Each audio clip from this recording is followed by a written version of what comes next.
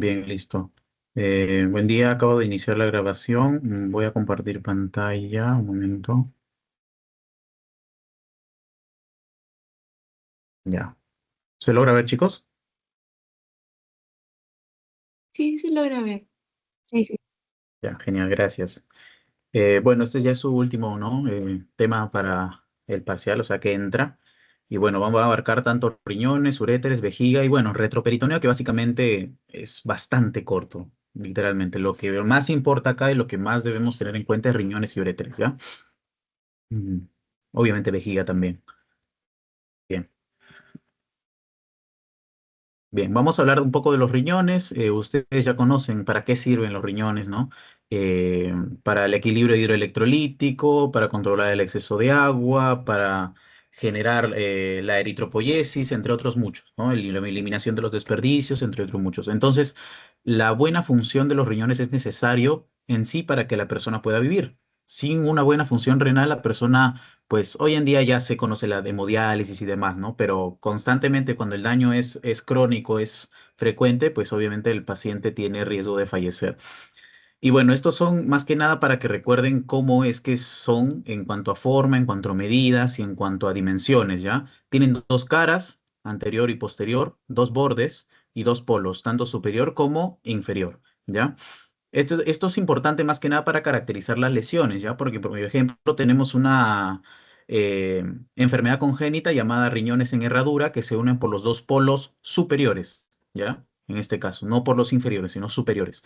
Entonces, tiene forma habichuela, 12 por 5 por 4 centímetros, es importante conocer. Y el parénquima, que acá no he puesto, el parénquima debe medir de 2 hasta 3 centímetros aproximadamente, el parénquima, ¿ya? El parénquima, no el espacio urinario, el parénquima, es decir, aquel lugar donde encontramos, ¿no? Los túbulos, el glomérulo, entre otros, ¿no? Debe medir de 2 a 3. Ahora, esto es importante porque cuando el parénquima tiene menos de 1,5 centímetros, ya hablamos de una insuficiencia renal, ¿ya? Ya hablamos de una insuficiencia renal porque tiene menos parénquima y pues obviamente los pacientes tienen compromiso en cuanto a la ASOEM, entre otros que ya conocen. Ahora, respecto a lo que nos concierne en este curso, ¿no? La radiología, ¿cómo es que nosotros vamos a evaluar a los riñones? Bueno, principalmente tenemos a la radiografía, que en este caso para poder entender dónde se encuentra debemos localizar estas dos líneas de acá que demilitan, o sea, que hacen referencia más que nada a lo que es el músculo psoas, ¿ya? El músculo psoas. Ya, y por encima, cabalgando el psoas, están los dos riñones. ¿Ya? Y esta es la ubicación normal que encontramos cuando vemos nosotros una radiografía. ¿Ya? Entonces, los riñones van a cabalgar el músculo psoas, que es lo normal. ¿Ya? Lo normal. Ahora, esto es lo que le menciono, ¿no? Borde lateral, borde medial, polo superior, polo inferior, cara anterior y cara posterior, ¿no? Es importante conocerlo. Y bueno, nosotros sabemos también que por encima de cada riñoncito tenemos el la glándula suprarrenal. Y tampoco olviden ya que el riñón derecho está ligeramente más abajo que el izquierdo. ¿Por qué? Por el empuje, por la presión que genera el hígado, ¿no? Que es algo sólido, que es bastante pesado, entre otros. Es por eso que anatómicamente, o sea, normalmente el derecho está un poco más caído que el izquierdo. ¿Ya? Bien. Bien. Eh, de nuevo, ¿no? Para poder, más que nada, reconocer para qué nos sirve la radiografía, pues recuerden, ¿no? Catalogando el psoas, pues nos ayuda a ver la silueta un poco y sobre todo las calcificaciones y litiasis, ¿ya? Y bueno, obviamente las alteraciones óseas asociadas. Pero más para más realmente no nos va a ayudar. O sea, es una técnica de imagen bastante mala en ese aspecto, no tiene mucha sensibilidad ni especificidad, ¿ya? El hígado que genera la presión hacia el riñón derecho, ¿ya? E incluso, como les digo, se pueden ver calcificaciones. Miren, toda esta calcificación de los cálices mayores y menores del riñón, ¿ya? O sea, esto nos puede dar un indicio de una patología, por ejemplo, la nefrocalcinosis, entre otros, ¿no? Igualmente, ¿no? Cuando la vejiga está totalmente calcificada. Ya, y nunca olviden, en este caso, nunca olviden que la vejiga se va a ver en una radiografía de tórax, o bueno, una radiografía de abdomen, perdón, en una radiografía de abdomen y pélvica, se va a ver la vejiga cuando tiene líquido o cuando está llena, ¿ya? Porque después de eso no se va a notar, ¿ya? Solo se ve cuando está llena, y no se olviden de ese dato. Y bueno, la ecografía, que es el gold estándar en este caso para poder evaluar la integridad del riñón, ¿ya? Literalmente es el gold estándar, lo que más nos sirve para poder evaluarlo. No solo evalúa la morfología, sino también evalúa las medidas, evalúa también una que otra función. em, ¿Qué más puede evaluar? Evalúa la diferenciación córtico-medular. Recuerden que tenemos corteza y médula, ¿ya? La evaluación córtico-medular es importante para también tener un signo de insuficiencia renal también, por ejemplo, ¿ya? Entonces, la ecografía es lo que vamos a usar en primer lugar para poder evaluar el riñón. No solo eso, evalúa la uretra, perdón, el uréter, este es el uréter, ¿ya? Este es el uréter. Miren cómo acá hay una sombra posterior y acá hay un lito, una piedrita. Entonces, estamos hablando de que también nos sirve para diagnosticar litiasis renal, ¿ya? Aunque en menos sensibilidad, pero nos ayuda, ¿ya? Porque tenemos otra que es mejor todavía y les voy a explicar después. Ya miren, por ejemplo, cómo se ve el riñón, ¿ya? El riñón. Acá también, ¿no? Miren cómo está totalmente calcificado. También nos sirve la ecografía para ver calcificaciones, ¿eh? No se olviden. La única técnica que no permite ver calcificaciones, pues, se refiere a la resonancia magnética, ¿ya? Para verla más que nada acá, a ver, voy a hacerle un pequeño zoom. Miren, esta es la corteza y esta es la médula, ¿ya? Y obviamente el espacio también urinario, que es importante saber diferenciarlo y saber las medidas, ¿no? Porque existen patologías como la hidronefrosis, hidroureteronefrosis, entre otros, ¿no? Bien. Obviamente cuando hay una obstrucción en la salida de la orina, ¿ya? Genera insuficiencia renal también, pero insuficiencia renal aguda, posrenal, ¿no? Que ya conocen. ¿Qué más tenemos? Tenemos la tomografía computarizada, que ojo, no es lo mismo decir tomografía computarizada a decir UroTem, ¿ya? La UroTem tiene cuatro fases y se centra específicamente en los riñones, ¿ya? Bueno, en el sistema urinario como tal, la UroTem. Mientras que la tomografía computarizada, pues es básicamente de todo, abdomen, no se centra en ningún, bueno, se centra básicamente de manera general a todos los órganos que se encuentran en el retroperitoneo, en el peritoneo, entre otros. ¿Ya? Entonces, para eso nos sirve la tomografía computarizada, ¿ya? Ojo, ahora estoy hablando de tomografía computarizada, no de Eurotem, que Eurotem voy a hablar después, ¿ya? Entonces, esto evalúa cálculos. Miren cómo se ve una tomografía sin contraste. ¿Por qué digo sin contraste? Lo único que se pinta es el calcio del hueso y no se pintan los riñones, no se pinta el hígado, por ejemplo, ¿no? El psoas, pero miren la diferencia con el con contraste. O sea, ven acá la diferencia, ¿no? Bastante abismal, ¿no? Como uno se pinta por el contraste y como otro no. Y obviamente no tenemos la diferenciación córtico-medular que nos sí podría, que sí podría darnos una resonancia. ¿Por qué? Porque la resonancia sí eh, es más específica, nos da más lujo de detalle de todo. ¿Ya? Miren uno con contraste, otro con contraste. Básicamente esto nos ayuda a ver tumores. ¿Ya? Miren este tumor en el riñón izquierdo del paciente, ya en el riñón izquierdo del paciente. Voy a hacerle un pequeño zoom y acá también. Ya miren estos dos tumores, por ejemplo, ambos en riñón derecho, ya que tiene zonas de necrosis, zonas de hemorragia, igualmente acá con una necrosis bastante abundante que está aumentando el tamaño, que compromete prácticamente todo el parénquima, ¿no?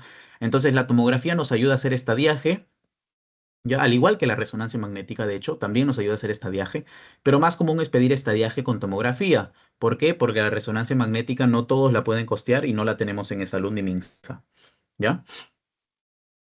Y bueno, con respecto a la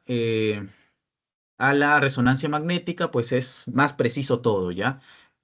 Nos ayuda más que nada a poder diagnosticar obstrucciones, estenosis. Miren cómo se ve la diferenciación córtico-medular. Sí. Miren cómo se ve la diferenciación córtico-medular acá, incluso se ven las pirámides, ¿no? Se ven las pirámides. En este caso no se ve. En la tomografía que tiene menos lujo de detalle no se va a ver. Ya miren sin contraste y miren con contraste cómo es que nosotros podemos evaluarlo. Ya, y no solo eso, sino también ver si es que existe un tumor y si es que está invadiendo zonas aledañas, ¿no? O si es que hay metástasis a distancia, entre otros. ¿Ya? Para eso nos sirve más que nada la resonancia. Miren cómo de lujo de detalles tienen las zonas, en este caso de partes blandas. ¿Ya? Eso no nos da una tomografía. ¿Ok? Bien. Ya. Vamos a hablar de los estudios contrastados, que en este caso son cinco principalmente. Y pues estos cinco que vamos a ver a continuación, pues recuerden que siempre en cada uno de ellos, ¿ya? Va a tener el uso, o sea, cada uno de ellos van a usar un contraste, ¿no? Porque son contrastados. Y el contraste que se utiliza en cada uno de ellos es yodado. ¿Ya? No es varitado, no es gadolinio, no es radiofármaco, no es tecnesio, no es nada. Es un contraste yodado. ¿Ya? Se utiliza radiografía en la mayoría de los casos, sí, pero es yodado, no es varitado. No quiero ver el sistema gastrointestinal, por lo tanto no es yodado. Pero perdón, cuando hablamos del sistema gastrointestinal, ¿ya? Ahí sí utilizo bario. Pero cuando hablamos del sistema urinario, ahí utilizo yodo, ¿ya? Contraste yodado, para que no se confundan, ¿ya? Y en la primera técnica que tenemos acá, pues va a ser el urograma excretor, que vamos a ver que evalúa todo lo que vemos acá y que sobre todo permite ver la configuración interna, ya si es que existe alguna patología congénita, si es que no se están llenando correctamente, qué más puede ser si es que tal vez un riñón está un poco más agrandado, entre otros, ya el urograma excretor. Y las indicaciones son todas estas, ya la hematuria, la litiasis renal para ver si es que realmente está pasando hacia más adentro o si es que se está quedando por el hito, entre otros, ¿no? Este es el urograma excretor, lo puede hacer realmente un radiólogo, incluso lo podemos hacer nosotros cuando estemos en internado, en residentado, ¿ya? Porque no requiere más, o sea, no requiere... eh, ayuda de otros profesionales realmente, en caso tuviéramos la experiencia, claro, ¿no? Y bueno, estas son los más importantes, ¿ya? Las contraindicaciones. En este caso del urograma excretor, pues es importante más conocer las contraindicaciones. En principio, el yodo, el contraste yodado, no le puedo dar a una embarazada, ¿ya? No le puedo dar el contraste yodado a una embarazada, ¿ya? Ahora, también obviamente la hipersensibilidad al contraste es importante conocerlo, ¿no? Porque no le voy a dar algo a lo que el paciente es alérgico, ¿no? No es alérgico, no es, estoy ahí haciendo la maleficencia, ¿no? La maleficencia. Obviamente también la deshidratación y la insuficiencia renal, porque si es insuficiencia renal, ¿no? No va a poder botar el yodo y se va a intoxicar. ¿Ya? Se intoxica. Ahora, ¿por qué mieloma múltiple? Ya, y este bueno, ustedes lo van a conocer después que tiene entre sus tantas, o sea, ¿cómo les explico? Tiene entre sus tantas consecuencias, ¿no? Características de la enfermedad renal también. O sea, tiene una insuficiencia renal, además de la anemia, además de las fracturas patológicas, además de la hipercalemia, entre otros. Ya, entonces, todas estas son las contraindicaciones. Lo que pueden preguntarle más, entonces, puede ser el embarazo y la insuficiencia renal, obviamente. ¿Ya? Eso sí tienen que tenerlo en cuenta. Recuerden que el yodo siempre o sea, siempre se va a botar por la orina. Y acá otra contraindicación puede ser el hipertiroidismo, porque si un paciente tiene hipertiroidismo significa que tiene bastante yodo, que está formando bastante cantidad, o bueno, que está formando en sí bastante cantidad de hormonas tiroideas, ¿no? Que son en base de yodo. Entonces, si le doy yodo, entonces le estoy dando más material a la glándula tiroides para que genere más hormonas tiroideas y puedo causarle más complicaciones al paciente, ya entre sus contraindicaciones. Bueno, estas indicaciones también serían importantes, ¿no? Sobre todo las complicaciones de enfermedades, o sea, de malformaciones congénitas, la evaluación pre y postquirúrgica y pues la litiasis renal o ureteral y hematuria, ¿ya? Lo demás es un poco menos, ¿no? Porque tenemos ya otras técnicas de laboratorio que nos ayudan a determinarlas, ¿ya? Incluso las congénitas se pueden diagnosticar con una tomografía mejor, dependiendo obviamente la edad del paciente, ¿ya? Bien, bien. Y bueno, este programa excretor va a tener cinco en sí tiempos en donde nosotros vamos a tomar una radiografía, ¿ya? Una al momento, ¿no? Un abdomen simple, anteroposterior, antes de poner el contraste. Luego le pongo el contraste y a los 5 minutos, a los 15, a los 30 y luego postmiccional, es decir, después de que miccione, este tiempo es variable, pues le tomo otra radiografía, ¿ya? Y acá más que nada es importante que conozcan bueno, este evalúa anatomía, entre otros, ¿no? Para ver cómo está cabalgando el psoas, entre otros, ¿ya? O si es que hay otra anomalía como tal que esté comprometiendo el abdomen, ¿ya? O sea, básicamente para eso nos sirve el abdomen simple. Ahora, esta es una, perdón, esta es una placa funcional que se toma a los 5 minutos, como primer lugar, ¿no? Para ver cómo se están llenando simultáneamente ambos sistemas colectores, ¿ya? Estos se refieren al sistema pielocalicial, ¿ya? Pielo se refiere a uréter, entre otros, y calicial a los cálices, ¿no? Menores como mayores. Para esto es importante, a los 5 minutos, ¿no? Luego tenemos a los 15 minutos cuando ya es la pelvis renal y los cálices renales, es decir, los cálices más pequeños, los menores, y cómo se está llenando o si es que hay alguna malformación acá a este nivel, ¿ya? A este nivel. ¿Ok? Entonces, esta es la pelvis renal, ¿no? La que está saliendo por la uréter, por la arteria renal y vena renal, ¿no? Todo este es la pelvis renal, ¿no? Entonces, para ver cómo se encuentra la morfología, si hay algún aneurisma, si hay alguna obstrucción, porque puede haber incluso acá tumores, ¿no? En la pelvis renal, ¿ya? En el uréter, cerca de la pelvis renal, pueden haber tumores, como por ejemplo un hemangioma, ¿ya? Que puede dar síndrome nefrítico y síndrome no nefrítico a la vez. O sea, es bastante raro, bastante confuso, ¿no? Entonces, para esto nos ayuda, para ver si es que existen obstrucciones, estenosis, o si es que hay alguna malformación congénita, ¿ya? A los 15 minutos. También es este, una radiografía, en este caso de urograma excretor, una placa morfológica, ¿ya? Luego los 30 minutos también tenemos morfológica, pero cómo se está llenando a nivel de la vejiga, ¿ya? Esta es la vejiga y cómo se está llenando a nivel de los uréteres, ¿ya? Ojo, acá la administración del contraste es endovenoso, ¿ya? Es endovenoso. Y esto es importante recalcarlo, ¿por qué? Porque en las otras técnicas que vamos a ver, el contraste va a ser por sonda, ¿ok? Por sonda. Bien, este es para ver los uréteres y la vejiga y finalmente el postmiccional para ver si es que tenemos una luz residual, ¿ya? Y acá es un dato importantísimo que no sé si los han dado en su teoría, porque sé que son nuevas, ¿no? Pero miren, por ejemplo, esta es la vejiga, son dos vejigas, ¿sí o no?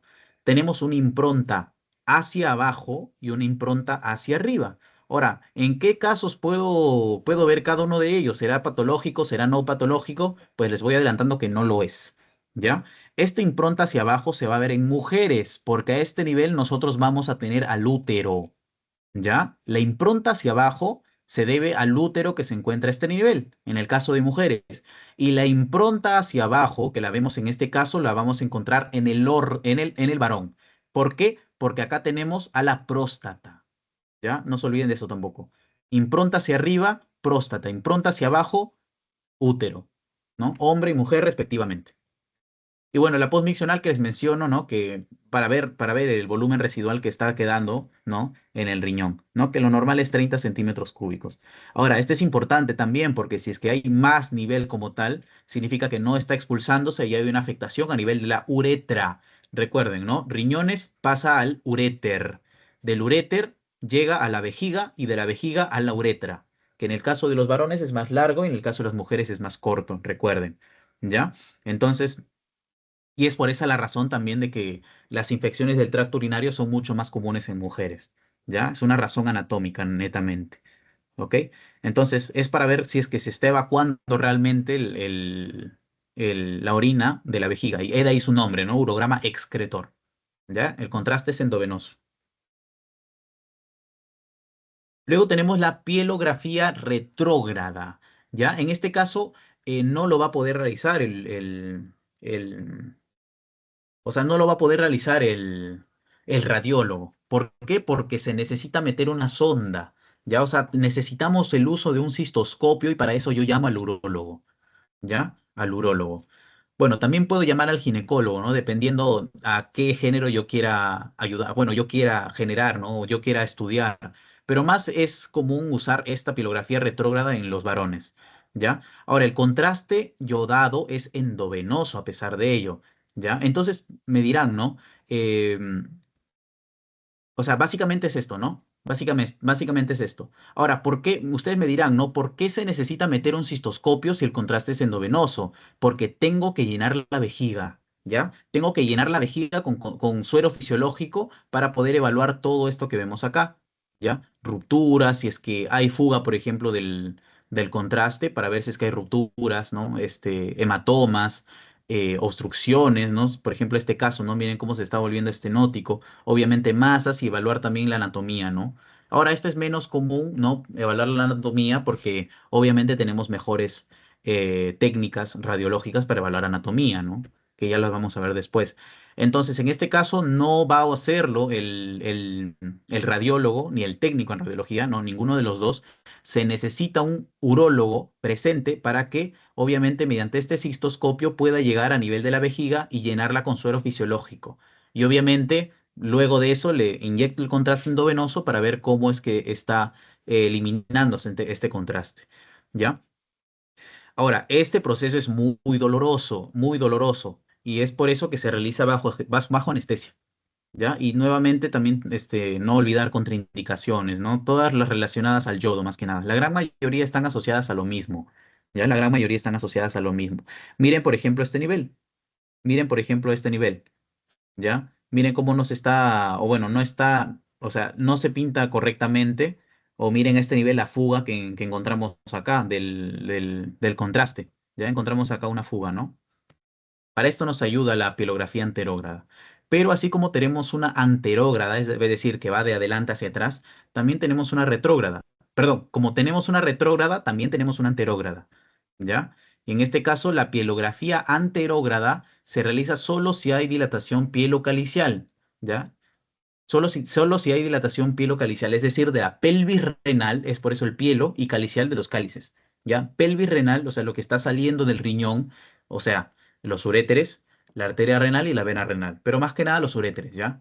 Y se analiza vía fluoroscópico o ecográfico directamente en el sistema colector. ¿Ya? A esto se refiere más que nada. Esta es una técnica muy invasiva y ya no se prefiere utilizar, porque miren cómo mediante obviamente con guía ecográfica, ¿no? Trata de llegar obviamente al seno, o sea, a la pelvis renal para ver cómo se encuentra este nivel y si es que hay dilatación o no, para ver cuál es su causa, estenosis, tumor, entre otros. Ya obviamente ya no se utiliza. Miren, por ejemplo, acá. Está dilatado, pero acá a este nivel no está pasando el contraste, ¿no? No está pasando el contraste. Miren la dilatación de las pelvis, la dilatación de las pelvis, e incluso hay ya miren, este es lo que les menciono. Esto lo que se ve acá viene a ser lo que se, o sea, la agujita para nosotros inyectar el contraste. ¿Ya? Esta es la agujita. Ahora, miren cómo está de dilatados, entre otros. Solo en estos casos vamos a utilizar una pilografía anterógrada. E incluso ya no se utiliza, se prefiere realizar una ecografía. Ya miren cómo está de dilatadas los cálices, entre otros. Esto ya es una hidronefrosis, ¿no? Hidronefrosis. Igualmente, ¿no? Miren cómo la agujita está llegando y están dilatados y no está pasando mucho, ¿no? Por la uretra, por el uréter, ¿ya? Esta es la pilografía anterógrada. No se está metiendo nada por el pene del paciente, ¿ya? Está yéndose por el riñón, o sea, es de adelante hacia atrás, ¿ya? La retrógrada, así es, mediante el pene del paciente le tenemos que meter un cistoscopio para poder llegar a la vejiga, llenarla de suero fisiológico y luego inyectarle el contraste endovenoso. Ya, esa es la diferencia de los dos. Se utiliza más el retrógrado que el anterógrado, obviamente, ¿no? Obviamente. También tenemos la cistografía retrógrada miccional, que en este caso es más que nada para evaluar reflujo y tiene 5 grados principalmente. ¿Ya? Miren en este caso cuando el reflujo alcanza solo el uréter, es decir, de la vejiga va hacia el uréter. ¿Ya? O sea, recuerden que como nosotros tenemos un reflujo gastrointestinal, también tenemos un reflujo a nivel de la vejiga que está regresando hacia los uréteres. Ya miren cómo a este nivel llega incluso y compromete el uréter, compromete los cálices, pero no hay dilatación, ¿ya? O sea, son normales los uréteres y los cálices, y miren la vejiga grandota que tiene el paciente, ¿ya? La vejiga grandota que tiene el paciente. Ahora, ¿qué pasa cuando hay dilatación? Tenemos el grado 3. Cuando hay una dilatación moderada del uréter, miren cómo está de dilatado. Comparen los dos, ¿no? Y obviamente también la vejiga está bastante llena y también está dilatada los cálices como tal, un poco más la pelvis. ¿Ya? Luego el grado 4 cuando ya tenemos una deformidad, una tortuosidad a nivel del uréter por este exceso de volumen, normalmente es causado, ¿no? Por una piedra que está crónico, que está acá depositada de manera, bueno, de manera prolongada a nivel de la entrada a la uretra o a nivel de toda la uretra como tal. Esas son las causas más principales, ¿no? También puede ser por hiperplasia de próstata, un cáncer prostático que debute con esto, con esta patología, ¿no? Una insuficiencia renal posrenal, en este caso, ¿no? Por obstrucción o obstructiva. Y luego finalmente el grado 5 miren, cuando ya está totalmente todo deformado, afecta a nivel de los riñones, de los cálices, ya no son ni siquiera vistos a la perfección, no se puede diferenciar nada. Y miren la gran dilatación de la vejiga. Estos son los 5 grados que sí les pueden preguntar realmente, ¿no? Mediante una imagen, porque creo que su examen lo van a dar en la sala de cómputo, ¿no? Entonces, para que los tengan en cuenta cada uno de ellos. Y bueno, finalmente, sí, finalmente tenemos la uretrocistografía, en este caso donde la sonda vesical se va a poner o se va a colocar, ya, a ver un momento. Ya. En este caso, la sonda vesical también va a ir en la punta del pene, pero en este caso, el contraste no lo vamos a hacer endovenosamente, sino lo vamos a utilizar mediante la sonda vesical. Ya, y esto es lo que yo me refiero. Entonces, la sonda que nosotros que vamos a colocar, pues va a servir para nosotros colocar la sustancia de contraste. ¿Ya? Y estas son todas las indicaciones más que nada para ver estenosis, obstrucciones, fístulas, uno que otro tumor, ruptura ureteral, entre otros. Miren cómo al paciente le están pasando la sonda, ¿no? Todo esto es una sonda y le están inyectando el contraste, está pintando, miren, está pintando a nivel de la vejiga. ¿Ya? Igualmente acá. ¿Ya? Igualmente acá. Incluso tiene una pequeña fuga, ¿no? Incluso tiene una pequeña fuga. Para esto nos ayuda la uretrocistografía retrógrada. Em, ¿Qué más podemos hablar de esto? Uretrorragia, ¿no? Este puede ser una uretrorragia tranquilamente, ¿no? Porque hay ruptura, ¿no? Puede haber ruptura. Infecciones urinarias ya no se usa. Ruptura ureteral sí se utiliza y estenosis, obstrucciones, fístulas también se utiliza.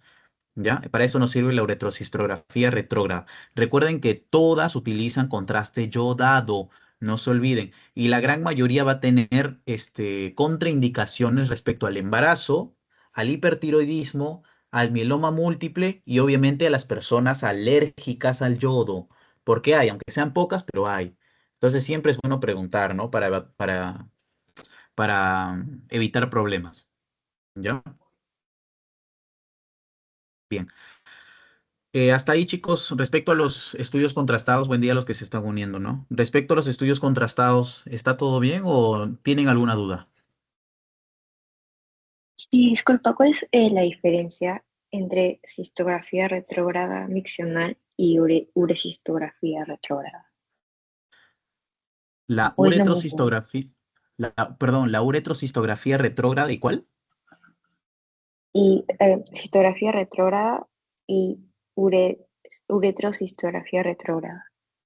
Bueno, en este caso, pues recuerden de que la cistografía retrógrada miccional, pues no utiliza sonda. Eso es más que nada por sondas, ¿no? Es por eso que ahí también la cistografía retrógrada miccional, pues va a utilizar contraste endovenoso. Y pues, ¿qué más podemos decir de esto? Ah, y que la cistografía retrógrada miccional la puede realizar el radiólogo. En el caso de la uretrocistografía, como utiliza sonda vesical, lo más preferible es llamar al urólogo también. Y que pues obviamente el contraste lo inyectamos mediante el pene, ¿no? Esa es la diferencia. Ah, ya está bien, gracias. Ya. Bien. A ver, un momento. Ya, vamos a hablar de la ecografía, que como les menciono, los estudios contrastados se utilizan poco realmente. Lo que más se utiliza para evaluar las patologías más comunes, valga la redundancia, tumores, quistes, abscesos, obstrucciones, cálculos, entre otros, pues la ecografía es el gold estándar. Ahí. La ecografía es el gold estándar. ¿Ya? Entonces, la ecografía evalúa tanto tamaño, localización, bordes y diferenciación córtico-medular. ¿Ya? La diferenciación córtico-medular es importantísima.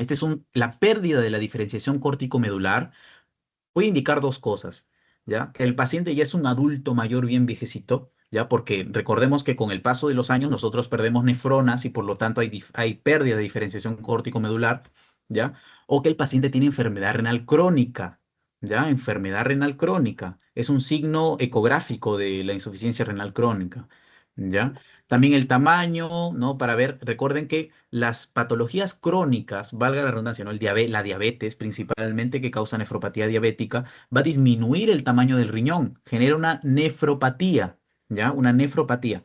Obviamente la localización ectópica, por ejemplo, cuando hay un paciente politraumatizado, ¿no? Y genera una caída del riñón, ¿no? Una ectopia del riñón, ¿no? Pues también nos va a ayudar la ecografía, ¿no? Y finalmente los bordes también, si es que encontramos alguna malformación, si es que encontramos, no sé, una masa, ¿no? Que esté con bordes irregulares, entre otros, ¿ya?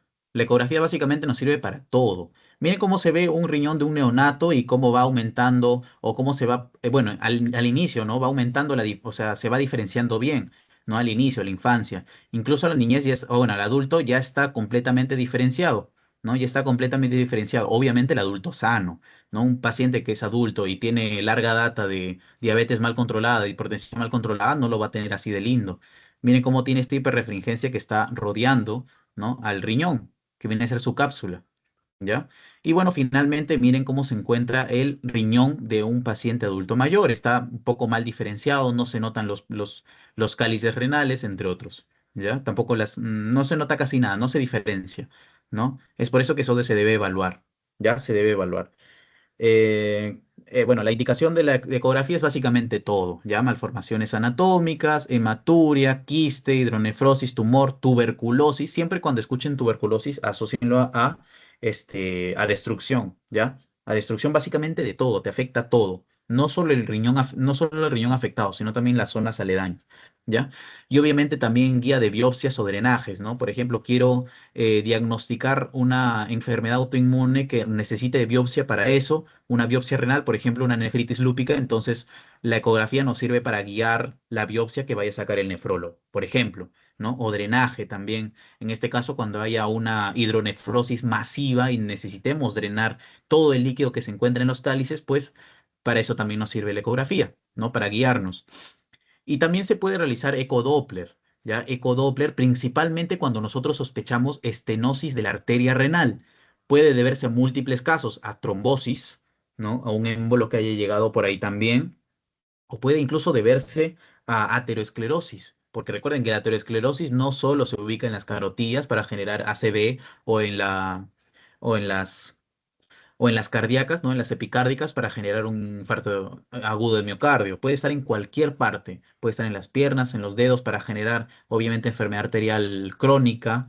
Puede estar en el riñón también, disminuyendo el flujo urinario y obviamente causando insuficiencia renal aguda también.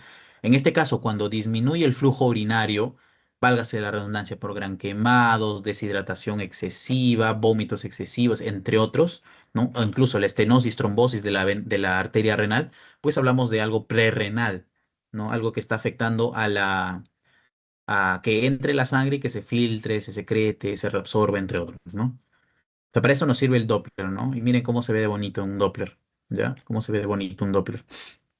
También nos ayuda a ver si es que existe alguna laceración para ver si es que hay fuga, ¿no? De sangre, entre otros, ¿no? La ecografía Doppler. ¿Ya? Y esto es básicamente como le hacen, ¿no? La ecografía con este transductor lineal, ya a nivel del abdomen, y pues así vamos a ver el riñón, ¿no? Que a este nivel debería estar la próstata, pero miren cómo a este nivel está la próstata ya de este paciente, está un poco agrandada, ¿no? Existen medidas que en este caso no vamos a adentrarnos, ¿no? Para ver si es que la próstata está hiperplasiada, ¿no? En este caso, miren los bordes, ya los bordes están delimitados, están lindos, o sea, se pueden ver, ¿no? Se pueden ver.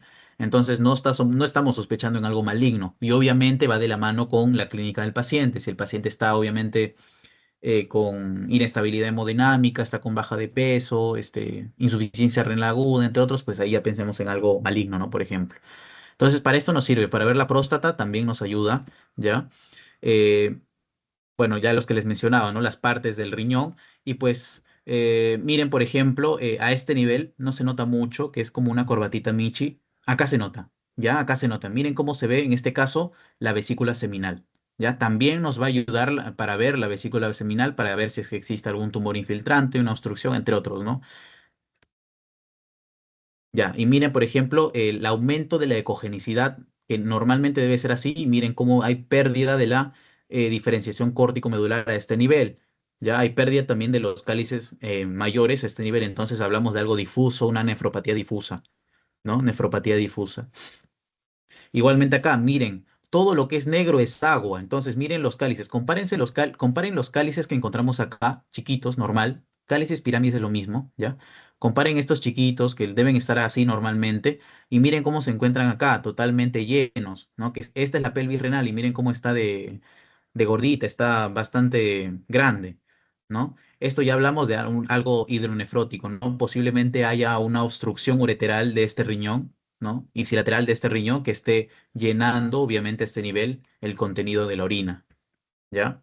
Y miren, por ejemplo, ¿no? Toda esta luz posterior que genera una imagen hiperecogénica, ¿no? Una imagen hiperecogénica que genera una luz, una sombra acústica posterior, ya que es anecoica o hipoecogénica, cualquiera de los dos, ya que hace obviamente referencia a un cálculo renal. ¿Ya? Un cálculo renal. ¿Por qué sé que el riñón? Porque este es el riñón, ¿no? Miren cómo se encuentran sus cálices y la diferenciación, ¿ya? Cuando está más abajo, pues en el uréter ya les mostré cómo se ve, ¿no? Y también voy a mostrarles una imagen más adelante, ¿ya? Ahora, esto es a lo que me refiero. El Eurotem también es algo que le pueden preguntar y estoy seguro que al menos una les van a poner, ¿ya? Respecto al Eurotem, recuerden que utiliza obviamente contraste yodado, ¿no? Pero le tengo que tomar una imagen previo al contraste.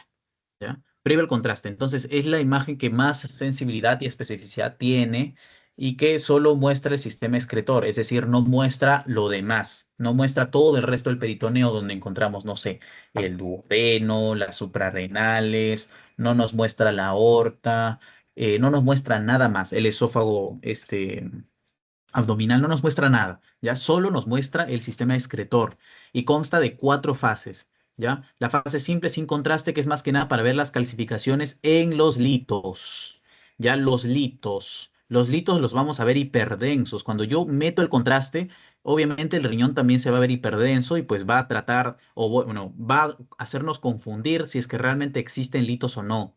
Ya miren cómo se encuentra decalcificado. Es porque hay un montón de cálculos acá. Incluso no solo de los riñones, ¿ya? Sino también nos puede ayudar a ver cálculos a nivel de la uretra, a nivel de la vejiga, entre otros, ¿ya?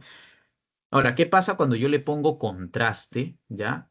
Le voy a poner el contraste y vamos a entrar a la fase arterial. Le pongo el contraste endovenoso y 25 a 50 segundos después a ello, pues le tomo una imagen y esto es más que nada para el estudio prequirúrgico pretrasplante, ¿ya? Ahora, para que, para que ustedes estudien, ¿no? Más que nada, recuerden siempre los nombres de las fases, ¿ya? Las dos, les pueden poner las dos, los nombres de las fases y obviamente la importancia, ¿ya? En este caso para el estudio prequirúrgico pretransplante, pero este sobre todo, este es el que más preguntan, creo yo, el de la fase simple, ¿ya? Porque detecta calcificaciones, o sea, litos, ¿no? Básicamente, litos.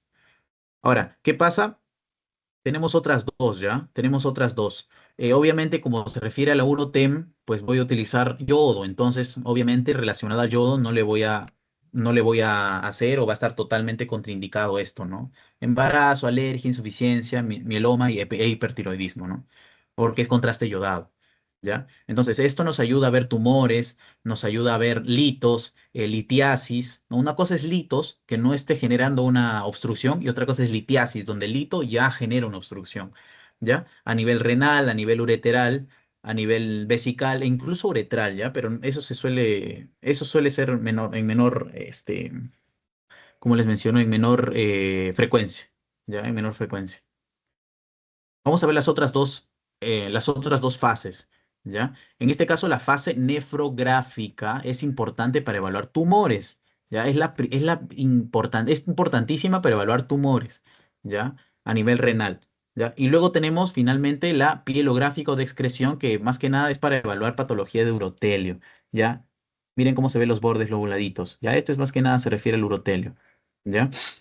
Entonces, solo reconocer los nombres y reconocer la importancia, eso es lo que les recomiendo, ¿ya? Los nombres y la importancia. Recuerden que tiene cuatro estadios, ¿ya? En primero tenemos la que es sin contraste, ¿ya? Luego está la arterial, luego está la nefrográfica y finalmente la pielográfica, ¿ya? Para eso nos ayudan. Ahora, las más preguntadas son la sin contraste y la nefrográfica principalmente, ¿no? Porque es lo que más se presenta cuando pedimos un Urotem. Ya. Ahora, la resonancia magnética, cuando tengo ya una tomografía realmente, pedir una tomografía, una resonancia magnética, creo que no va, ¿no? Ya tengo una Eurotem, pedirle una resonancia magnética, no va realmente. Entonces, en este caso, le pido una resonancia magnética cuando el paciente es alérgico al yodo, cuando es embarazada, cuando es un, no sé, un infante, cuando es un recontra adulto mayor, ¿no? O sea, alguien que está recontra inmunosuprimido, pues ahí sí le pido una resonancia magnética, ¿no? Pero si tengo la posibilidad de hacerle un Urotem, le hago un Urotem. La resonancia magnética tiene menos resolución espacial, solo mayor detalle anatómico que nos ayuda a ver la diferenciación córtico-medular, entre otros, ¿no? Y como recuerden que se basa en imanes, ¿ya? Se basan en imanes bastante potentes, es un campo magnético potente, ¿ya? Que hace que literalmente todas las moléculas de hidrógeno, o sea, de hidrógeno del agua, pues se junten para tomar la imagen, ¿no? Es básicamente esa es su función de la resonancia magnética. En eso se basa.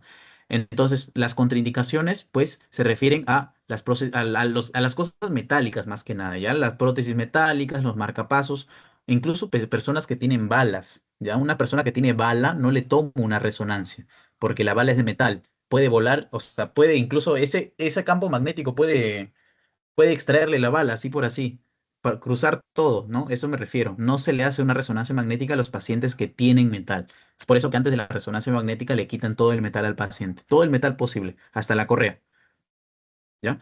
Y miren cómo se ve la resonancia magnética. Tiene mejor detalle anatómico realmente. Miren cómo de dilatados está este nivel. ¿Y por qué está dilatado? Porque encontramos acá una obstrucción por un lito, ¿ya?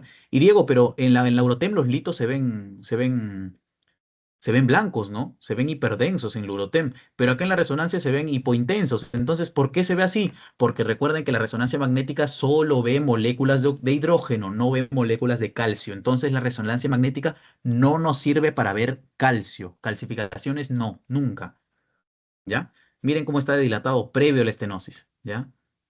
Previo a la estenosis está bien dilatado. En este caso está normal, ¿ok?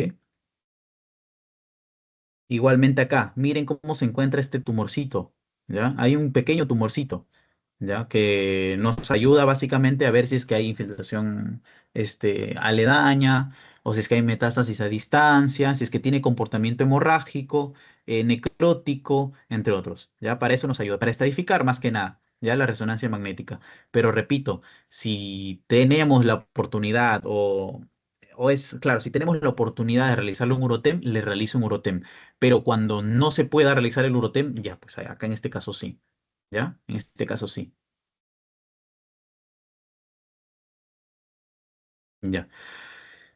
Vamos a ver alteraciones congénitas, lo que les mencionaba, el riñón en herradura que se conectan por los polos inferiores. Todo en este caso es por tomografía, ¿ya? Lo más común es que sea por tomografía. Miren por los dos polos anteriores, perdón, inferiores, cómo se están uniendo, ¿ya? Eso es básicamente lo que me refiero, ¿ya? Los polos inferiores se unen, no son por los superiores, son por los inferiores.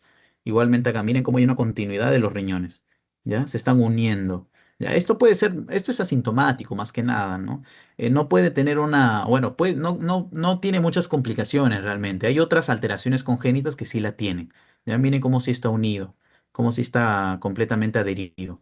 Ya, entonces, siempre es por los polos inferiores. Ese es el dato principal acá, cuando hablamos del riñón en herradura. Luego tenemos la agenesia renal. Este sí es muchísimo más grave, ¿ya? Este sí es muchísimo más grave. Agenesia es que no está. No tenemos un riñón. Cuando es el paciente puede vivir con un riñón, pero tiene que cuidarse a lo largo de la vida. Pero cuando es bilateral, el paciente se muere.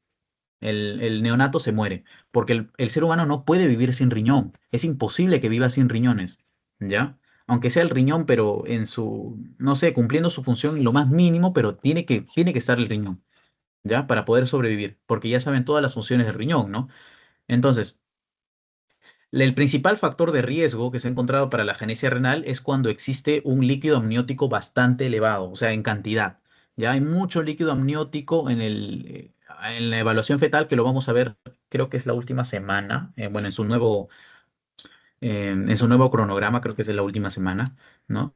Y bueno, obviamente son de muy mal pronóstico. El paciente obviamente se muere, ¿no? Miren, en este caso es unilateral. Encontramos el riñón izquierdo, pero el derecho no lo tenemos, ¿no? Igualmente acá, el izquierdo está, pero el derecho no lo tenemos, ¿no? Debería estar acá, un poco más abajo por el hígado, ¿no? Porque lo empuja, pero no está. ¿Ya? En este caso sí lo encontramos acá a este nivel de riñón izquierdo, pero miren, el derecho no lo encontramos. Ahora, esta es una tomografía y esta es una resonancia, Diego. Claro que sí, es una resonancia. Miren las partes blandas, ¿ya? Y miren, esto es lo que me refiero del oligohidramnios, ¿ya? Perdón, acá me he confundido, ¿ya? No es aumento, es disminución, ¿ya? Ahí sí me he confundido yo. Es disminución del líquido amniótico en cantidad, ¿ya? O sea, básicamente ese es el principal factor de riesgo, porque polihidramnios es cuando existe mucha cantidad, ¿no? En caso de oligohidramnios, miren cómo se encuentra, ¿no? Acá en este caso debería haber como que una capa llenita, bueno, no tan llena, ¿no? Realmente, pero debe ser una capa fina que esté entre el límite del bebé con el final de la capa, que esté totalmente anecoico. ¿Por qué anecoico? Porque el líquido amniótico es agua, básicamente, ¿no? Tiene gran componente de agua, líquido. Entonces, miren cómo no tiene y el feto está constantemente comprimido, ¿no? Comprimido. Entonces, ese es el principal factor de riesgo de la agenesia renal. Recuerden, el oligohidramnios menos cantidad de líquido amniótico y el polihidramnios es más cantidad de líquido amniótico. Cuando es oligohidramnios es agenesia renal, malformaciones gastrointestinales. ¿Cuál es polihidramnios? Pues hablamos de neurológicos, entre otros, ¿ya? Que lo vamos a ver en la semana 14, 15 creo que es. ¿Ya? La tosis renal es más que nada cuando se cae, ¿ya? El riñón está caído, ¿ya? Eso puede ser por politraumatismo, puede ser congénito. Miren cómo está el riñón decaído. Normalmente el hígado debe estar. Y miren, incluso, no sé si logran ver que el riñón derecho tiene quistes, ¿ya? Tiene quistes, tiene tumorcitos, ¿no? No sabríamos decirlo al 100%. Mejor le tomo una ecografía.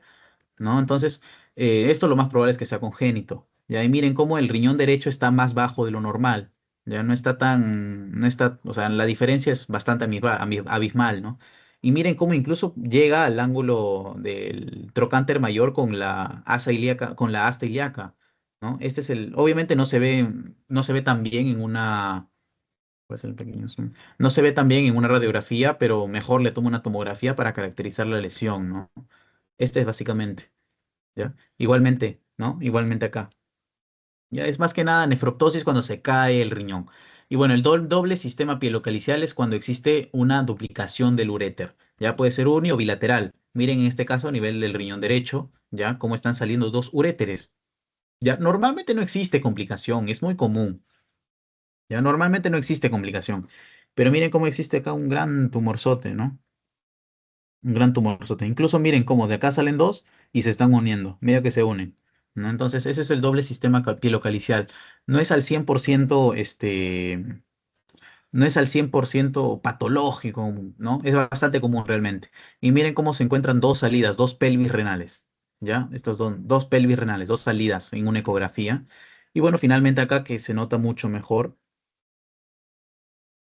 ya, que se nota mucho mejor acá doble y acá doble, ¿no? Doble sistema pielocalicial.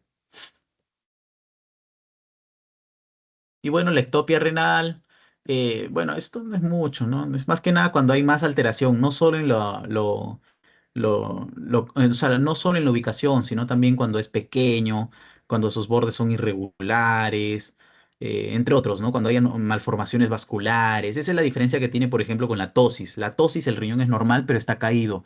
En la ectopia renal es básicamente todo falla. O sea, está fallado en forma, en bordes, en ubicación, en polaridad celular, entre otros, ¿no? Básicamente es eso, la diferencia. Miren el riñón, cómo se encuentra, ¿no? Igualmente, ¿no? Incluso está doblado. O sea, no solo está caído, sino está doblado en dirección. Esa es la ectopia renal, ¿ya? Cuando hablamos de procesos inflamatorios, tenemos la pielonefritis aguda y la pielonefritis crónica. Recuerden, cuando hablamos de pielonefritis aguda, bueno, por inmunología sabemos de que o sea, llega el líquido inflamatorio, llega a células inflamatorias, entonces se vuelve más rechonchito, ¿no? Y sabemos que cuando la inflamación se vuelve crónica, pues disminuye, o sea, se vuelve todo más atrófico, todo más pequeño, ¿no? Ese es básicamente define todo. ¿Ya? No solo lo agudo acá a nivel del riñón, sino en todo, ¿ya? La gastritis crónica de la gastritis aguda, por ejemplo, ¿no? Uno se vuelve más rechonchito, que es la aguda, y otro se vuelve más atrófico, que es la crónica, ¿no? Y miren en este caso cómo está de aumentado el tamaño del riñón y también del seno renal, que está aumentado, y que obviamente también existe un aumento de la ecogenicidad renal. ¿Y por qué? Porque hay inflamación. Porque hay inflamación. ¿Ya? Porque hay inflamación, hiperecogenicidad de las papilas, ¿no? A este nivel, entre otros. Y obviamente, como hay un aumento de la ecogenicidad, ¿no? Pues se termina perdiendo la diferenciación de corteza-médula, ya que es importante también verla realmente. ¿Ya? ¿Qué más puede ser? Este viene a ser el urotelio, ¿ya? Miren cómo está de grueso, engrosado. Miren, por ejemplo, en una tomografía también lo podemos ver grandecito, con aumento en este caso, de la densidad, entre otros, ¿no? Incluso vemos este pequeño, como un fantasmita que está saliendo hacia el espacio peritoneal. Ya, esta es inflamación peritoneal, ¿ya? No solo se limita al riñón, también puede cruzar y puede invadir el peritoneo. ¿Ya? Para eso nos ayuda más que nada, para ver si es que la inflamación está complicada, pues le pido una tomografía. O una resonancia que ve mejor la inflamación, ¿no? Pero es mucho más costosa, menos accesible, entre otros, ¿no? Pero cuando tenemos una pielonefritis crónica, ya todo se vuelve chiquito, todo se vuelve atrófico. Siempre asocien lo crónico así, y lo agudo dice así también. Lo agudo, rechonchito. Lo agudo, lleno de líquido, ¿ya? Eso es agudo, ¿ya? Aumento de cogenicidad. Pero ¿qué pasa? Cuando es crónico se vuelve atrófico, ¿ya? Miren el riñón, básicamente ni se ve, ¿no? Miren cómo está de totalmente atrófico, está calcificado, ¿ya? Bueno, en este caso es más que nada para ver las partes, ¿no? Para ver realmente dónde es que está la alteración. Ahora voy a hacerle un pequeño zoom, pero acá se ve en una tomografía clarísima. Miren el riñón izquierdo cómo se ve normal y miren el derecho. ¿Ya? Está más pequeño, está más pequeño, está con bordes irregulares, está con un pequeño, no sé, te parece incluso un pequeño tumor, ¿no? Entonces, para eso nos ayuda la tomografía, ¿no? Igualmente acá, que acá se ve muchísimo mejor, ¿ya? Que se ve muchísimo mejor. Miren cómo están los bordes de este riñón. Están feos, ¿no? Están irregulares, está pequeño. Y miren este riñón también que está también pequeño, está irregular. O sea, no está bonito como debería estar, ¿no? Esa es la pielonefritis crónica. Bien.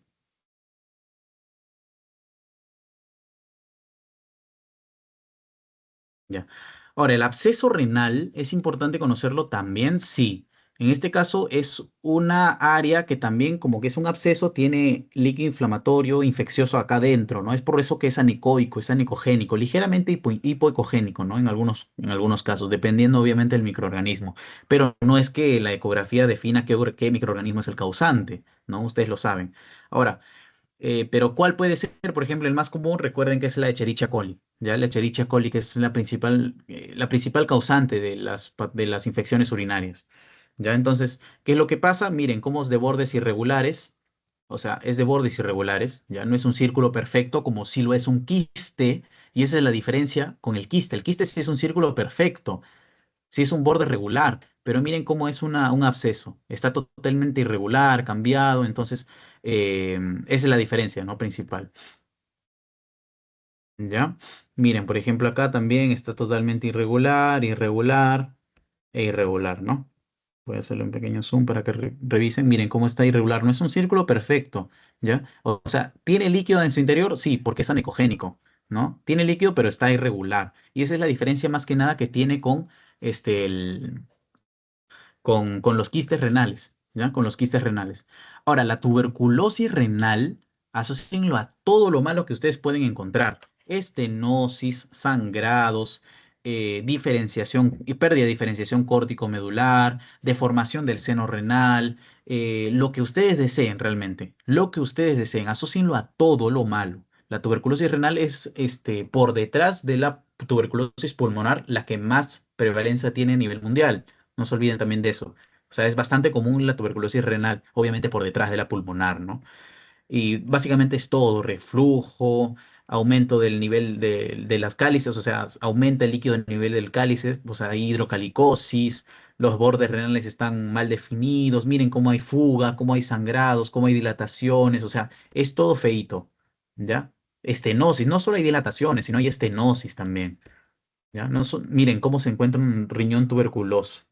¿Ya? Un riñón tuberculoso, ¿ya? Comportamiento hemorrágico, calcificaciones, o sea, es todo feo, ¿ya? Así de feo deja la tuberculosis renal cuando no tiene, obviamente, tratamiento y cuando el paciente está muy inmunosuprimido, ¿ya? Es bastante triste realmente. El paciente ya, obviamente, se comprometió mucho su función renal y o bien fallece lamentablemente o bien está condicionado a diálisis por el resto de su vida, ¿no? Porque seamos sinceros, el trasplante renal es bastante utópico, ¿no? Es mucho soñar realmente en este país, tristemente, ¿no? ¿Qué más? Ya, y finalmente otras patologías como la uropatía obstructiva, los que les mencionaba, ¿no? Uropatía obstructiva. Es así como se llama el síndrome realmente cuando hablamos de tumores, cuando hablamos de quistes, coágulos, cálculos, todo lo que genera obstrucción, pues se diagnostica. Bueno, también puede verse por muchas técnicas realmente. Puede verse con muchas técnicas. Ya, miren cómo se encuentra la obstrucción a este nivel. Miren toda esta calcificación parece que está a nivel del uréter, ¿ya? Porque incluso acá se ve también la, mm, las asas intestinales gruesas, ya parece que está a nivel del uréter izquierdo, ¿ok? Y bueno, es básicamente para que recuerden cómo es la anatomía y dónde puede estar la alteración, ¿no? Puede estar a este nivel, puede estar más abajo, puede estar en la vejiga, puede estar en la próstata en el paciente, puede ser porque tiene un bebé macrosómico, ¿no? Porque recuerden que la principal causa, ¿ok? De muerte, ¿cómo les puedo decir? De muerte relacionada a algo renal en una embarazada es por eso, por una uropatía obstructiva, porque eso es una complicación que aunque sea infrecuente, pues lo es, ¿no? Que como es muy grande el bebé, pues termina obstruyendo las vías renales y termina generando una insuficiencia renal aguda postrenal, ¿no? Básicamente para eso nos ayudan estas técnicas. Son muchas técnicas que nos pueden ayudar, ¿no? Principalmente el Urotem, ¿ya? Principalmente el Urotem. Ahora, ¿en qué fase nos ayudaría la Urotem? ¿Cuál de sus cuatro fases nos ayudaría a ver un cálculo, por ejemplo? O un tumor, quién sabe, ¿no?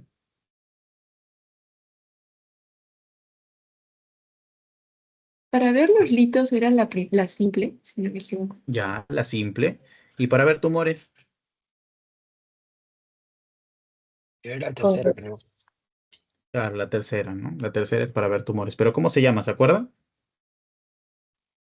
Nefrográfica, osteográfica. Nefrográfica. Nefrográfica. Recuerden, arterial, no, perdón, sin contraste o simple, arterial, nefrográfica y finalmente la pielográfica. ¿Ya? La pielográfica.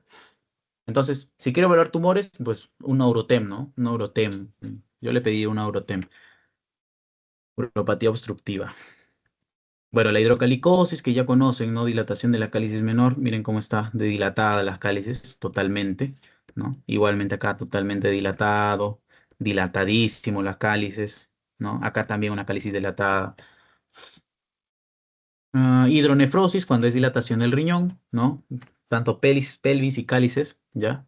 También totalmente dilatados en ambos niveles, ¿no? Este es tanto pelvis perdón, tanto pelvis y cálices están dilatados, ¿no? Ese es hidronefrosis, ¿ya? Igualmente acá, mire, ¿cómo es? Parece un trébol, ¿no? Parece una hoja de trébol, ¿no? Ya, eso es hidronefrosis, ¿ya? Igualmente acá en una ecografía, ¿ya?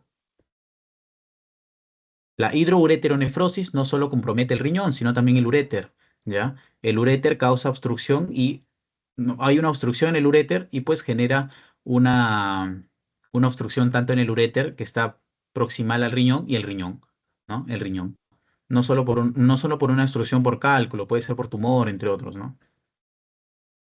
Miren, este es el cálculo, acá se ve precioso, ¿ya? Se ve precioso, ¿ok? Miren cómo está el cálculo, ¿ya? Y cómo genera su sombra acústica posterior. ¿Ya? Y de dilatado, ¿cómo se encuentra a este nivel? No está pasando casi nada, entonces se dilata lo anterior. ¿Ya? Esa es básicamente la hidroureteronefrosis. Igualmente acá, ¿no? Encontramos algo que está entrando a la pelvis vesicular, porque una cosa es pelvis renal, otra es pelvis vesicular. O sea, vesical, perdón, vesical. O sea, lo que entra a a la vejiga, ¿ya? Entonces está dilatando lo anterior y también a nivel renal. Esa es la hidroureteronefrosis. Ahora, más lo asocian esta ureteronefrosis a una dilatación en la parte distal del uréter, ¿ya? Distal, ¿ah? Y eso acuérdense también. No sé si vino en un pasito, no sé si llaman pasitos ya, creo que ya no, pero creo que vino un pasito, no sé si en un examen donde decían que más era asociado a estenosis distal, ¿no? Para que se dilate todo lo anterior. Bueno, está la megavejiga, que es aumento de la vejiga cuando hay mucho volumen, ya creo que ya todos lo conocen, ¿no? Y bueno, el quiste renal simple, este es importante, ¿sí? Porque miren cómo se encuentran los bordes y esto es lo que le diferencia de un absceso, ¿ya? Esto lo diferencia un absceso. Los bordes están bien delimitados, es un circulito bonito. Este es un quiste. Obviamente el paciente no tiene fiebre, no ha tenido fiebre, ¿ya? No tiene insuficiencia renal, ¿ok? Miren este quiste, ¿ya? El quiste. Voy a hacer pequeño zoom. Acá. Miren, el quiste acá a nivel del riñón derecho también, ¿no? O sea, el quiste renal tiene bordes regulares, es anecogénico, al igual que el absceso, ¿ya? Al igual que el absceso. Y obviamente cuando estamos frente a una ecografía, pues tiene refuerzo posterior, ¿ya? El quiste en el caso del riñón, ¿ya? Este es el refuerzo posterior. Es más chiquito, ¿no? Pero tiene. Ya. Obviamente cuando encontramos más quistes, que es más que nada cuando es una enfermedad, eh, como les menciono, obviamente una enfermedad adquirida, no, no es adquirida, es genética, ¿no? Más que nada es la poliquistosis, ¿no? Cuando es genético, un montón de quistes con muchos bordes, no, perdón, con muchos sombras acústicos posteriores, está totalmente lleno de quistes el riñón, ¿no? Tanto miren en la tomografía, ¿ya? En la tomografía también, miren cómo se ve el riñón derecho, ¿ya? El angiomiolipoma, que recuerden que siempre se debe tomar una tomografía, perdón, una biopsia, ¿ya? Recuerden siempre, solo para que conozcan cómo se ve, ya tiene densidad grasa, ¿ya? Tiene densidad grasa, ¿no? Parecida a la grasa perirrenal, ¿ya? Es parecida. ¿Qué más podemos ver? El comportamiento es normal. A ver, voy a hacerle un pequeño zoom. Ya, este de acá, miren, ¿no? Miren cómo se ve. Tiene comportamiento isquémico también, o sea, pero es benigno. Menos mal es benigno. O sea, es muy variable realmente. O sea, el diagnóstico se realiza sí o sí con una biopsia, ¿ya? Y bueno, creo que esto es lo último, ¿ya? Un cositoma renal que es gigante, que es este de acá es grande, ¿ya? Es grande, es benigno, es raro. Y bueno, finalmente el cistodenoma renal, que este creo que es más grande, ¿no? Sí, ya ven, más grande, ¿ya? Mucho más grande, que está ubicado incluso. Ya, obviamente el diagnóstico es con biopsia.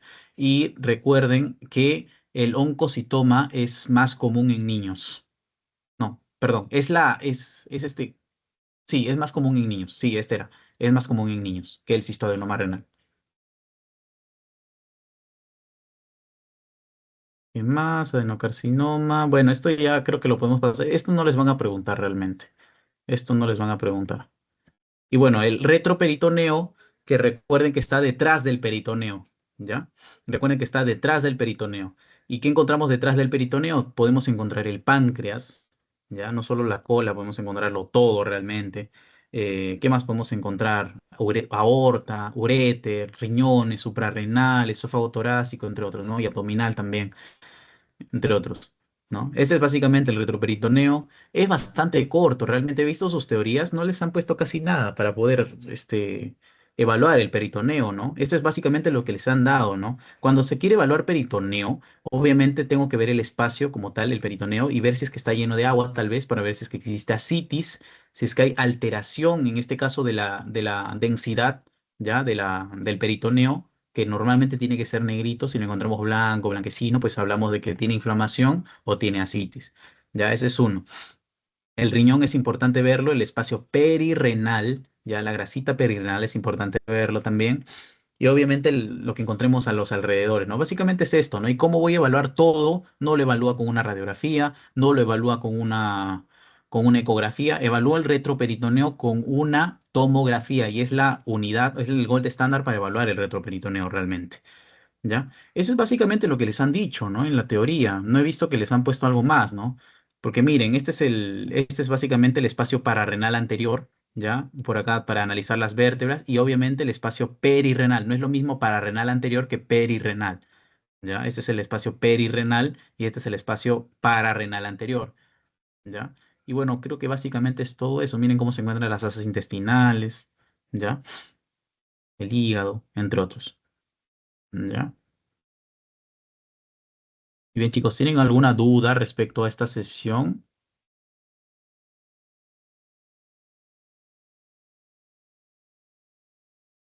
Sí, hola, disculpa. Ayer fue la Sí, dime. teoría, justo fue la teoría de riñón, y el doctor mencionó algo de signo de la cabeza de cobra en algo del uréter distal, algo así. ¿De qué patología? Esa es nueva, la verdad. La verdad, no recuerdo mucho. Ahora, espera, déjame ver. Creo que era en una de las finales que mencionaste, que justo dijiste de que ¿Hidroureteronefrosis? ah, No recuerdo. A ver, espérate, déjame chequeo al toque. A ver, sí. Porque si les han dado datos, datos en sus teorías que son adicionales, pues perfecto, la verdad. Y sería bueno que me los digan también, ¿no? La verdad, yo no los he encontrado en sus PPTs, Ya, porque son justo nuevos, ¿no? es que dijo uretocele y dijo que, acá ahí está el signo de la cabeza de cobra en el uréter distal. Ya. Ujú. Uretocele. Ajá, Uretocele, uretocele. Hija, uretocele creo que es la dilatación realmente, ¿no? Del uréter. ¿O a qué se sí, refiere sí. el uretocele? Si O es sea, a no, eso, pues se refiere a la ureteronefrosis, ¿o no? no sé, porque solo era una imagen que decía uretocele izquierda y ya, no, o sea, el título del PPT era así, y mencionó eso, y Ya. mencionó lo mismo que tú dijiste de ureter distal, y que Tal se vez ve se con la refiere a la ureterocele, ¿ah? Tal vez se refiere a la al hidroureteronefrosis, perdón. ¿Cómo se llamaba el signo? Es nuevo para mí, ¿ah? signo de la cabeza de cobra. Signo de la cabeza de cobra, ¿no? Ya, si me puedes pasar el privado una imagen para tratar de ver qué es realmente, pues te lo agradecería. ¿Ya? Por mientras voy pasándoles el post-test, ¿ya, chicos? Pequeño.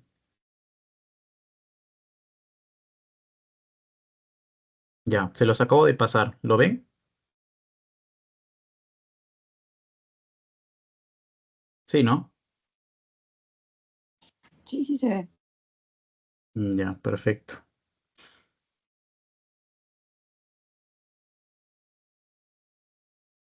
Ya.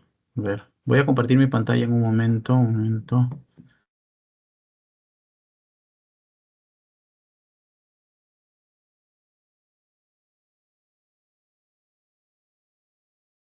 Mira, por ejemplo, acá a simple búsqueda me sale que el ureterocele es dilatación quística del uréter distal intravesical. O sea, básicamente hay un tumorcito a nivel de la vejiga que está dilatando el uréter, ¿no? Eso puede ser hidroureteronefrosis. Imagino que la complicación también puede ser por dilatación renal, ¿no? Lo que les mencionaba a este nivel. A ver. Pero ese signo que me dices es bastante interesante, ¿ya? O sea, acá a este nivel encontrar un tumorcito, ¿no? Y que se dilata lo que está arriba. Obviamente el uréter distal y pues si se complica hasta el riñón, ¿no? Ese sería tal vez el signo, ¿no? Pero en fin. Ya chicos, a ver esto. ¿Cómo se ven los riñones en una radiografía? Hay que hacerlo rapidito para Cargando ver los sus músculos preguntas. psoas. Cargando los músculos ováceos, es lo más sencillo de acá. Ahora dice, ¿cuál es una contraindicación absoluta para el estudio contrastado del sistema urinario? Embarazo. Embarazo. Embarazo. Claro, embarazo. Hematuria sí, más bien es una indicación, no es una contraindicación. Litiasis también indicación. Buena función renal, pues le hago, ¿no? Y paciente joven también. ¿Ok? Dice, método radiológico contrastado que necesita llegar al trígono vesical vía cistoscopía para llenar de suero fisiológico la vejiga y luego colocar el contraste. ¿Ya? Para luego, o sea, se utiliza el cistoscopio, ahí como que medio les está soplando, ¿no? Llega al suero, llega obviamente a la vejiga, llena de suero fisiológico la vejiga y luego coloca el contraste endovenoso. ¿Cuál sería?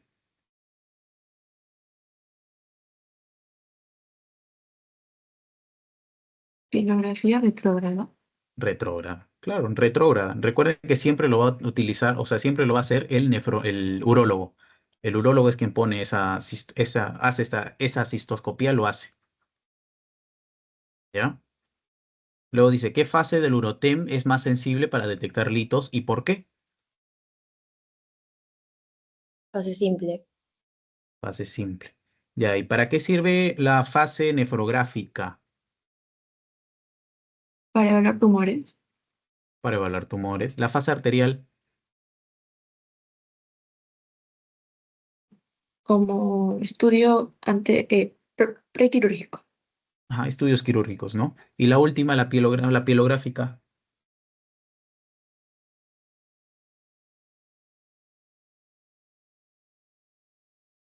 Patologías del urotelio. Del Era. urotelio. Claro, así es. Patologías del urotelio. Bien, básicamente es eso. Fase arterial, ya que aumenta la densidad de los litos. ¿Ese qué dicen? ¿Verdadero o falso?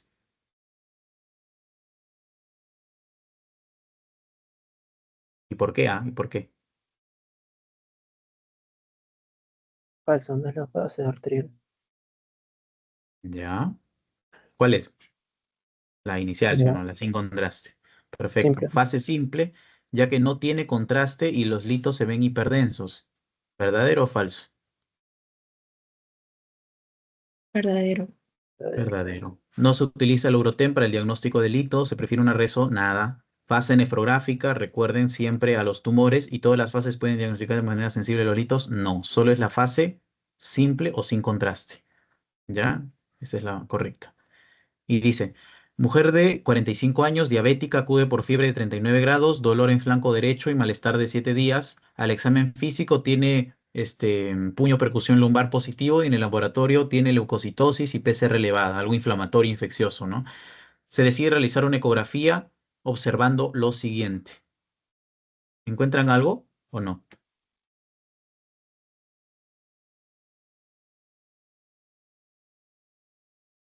¿Hay algo patológico acá que dicen?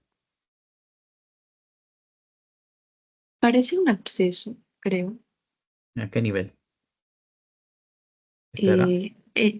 Sí, porque está Este, hipoecogénico y no es regular, sino es. este de acá, ¿no? Sí, Claro, este de acá.